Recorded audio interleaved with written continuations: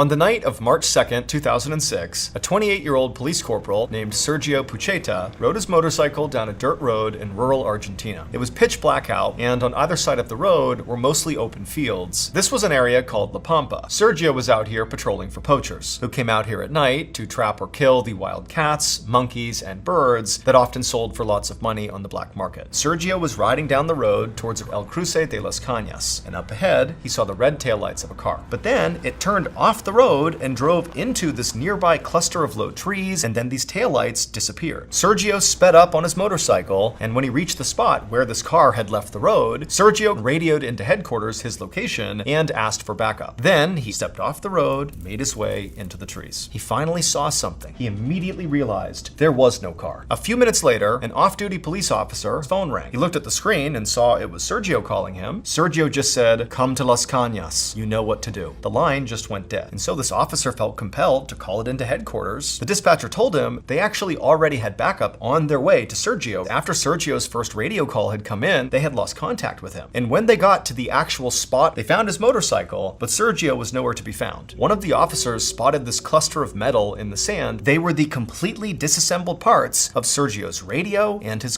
This discovery immediately launched a major police search operation. Roughly 18 hours after Sergio had disappeared, a farmer was walking on his property about 12 miles away from Las Cañas when he looked up ahead and he saw this dark figure sitting by the side of the road. He saw this man was a police officer. It didn't take long for the police to show up and identify this seated police officer as Sergio Pucheta. The only injury the medical team did find on Sergio was to his feet. They found these bizarre burns on the soles of his feet. Over the next couple of hours, Sergio did begin to talk. At 10 p.m. the night before, when Sergio had followed the poachers into the trees, all he saw in the darkness were two sets of burning red eyes staring back at him. All he could make out were these slim gray bodies with big heads and long skinny fingers. And then he felt himself begin to walk out of the forest backwards. He felt himself get hit from behind and he pitched forward. It was like he was being lifted up into the sky. And for a moment, he just careened through the air until abruptly, whatever force was holding him up let go. He fell to the ground, and then it happened again and again and again. Sergio began to feel his feet burn, and staring back at him are two red glowing eyes. After that, Sergio passed out, and he had no idea how he wound up 18 hours later on the side of the road, but it should be noted that Argentina and South America more broadly is a very well-known hotbed of paranormal activity. Following this incident, Sergio was so traumatized that he retired from the police force. To this day, cops and locals still report seeing strange lights in and around Las Cañas.